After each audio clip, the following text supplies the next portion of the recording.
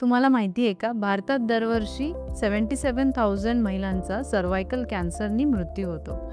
पण हा कॅन्सर एका सिंपल वॅक्सिननी आपण टाळू शकतो.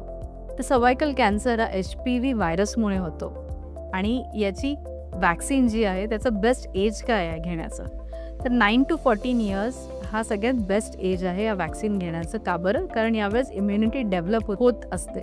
त्याच्यामुळे जो आपण वॅक्सिन घेणार त्याचा इम्युनोजेनिक रिस्पॉन्स खूप चांगला राहील आणि इम्युनिटी वेल डेव्हलप होईल. पण मोर दॅन 14 इयर्स नंतर पण आपण ही वॅक्सिन टिल 26 इयर आणि मॅक्सिमम 45 इयर्सपर्यंत घेऊ शकतो. 9 to 14 एजमध्ये घेतल्यास फक्त 2 डोजेसची गरज असते आणि 14 इयर्स अबाव घेतल्यास 3 डोजेसची गरज असते. बरं, ही वॅक्सिन फक्त मुलींसाठीच आहे का? तर नाही, मुलांसाठी पण ही वॅक्सिन आहे. मुलांमध्ये ही वॅक्सिन घेतल्याने पेनाइल कॅन्सर, जेनायटल वॉर्ट्स आणि ॲनल कॅन्सर आपण हे टाळू शकतो.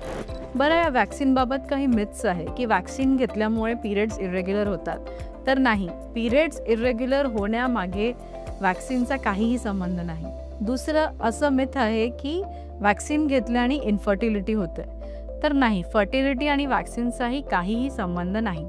चला तर मग आपण आजच आपल्या मुला-मुलींना वॅक्सिन देऊया आणि सर्व्हायकल कॅन्सरपासून त्यांचा बचाव करूया.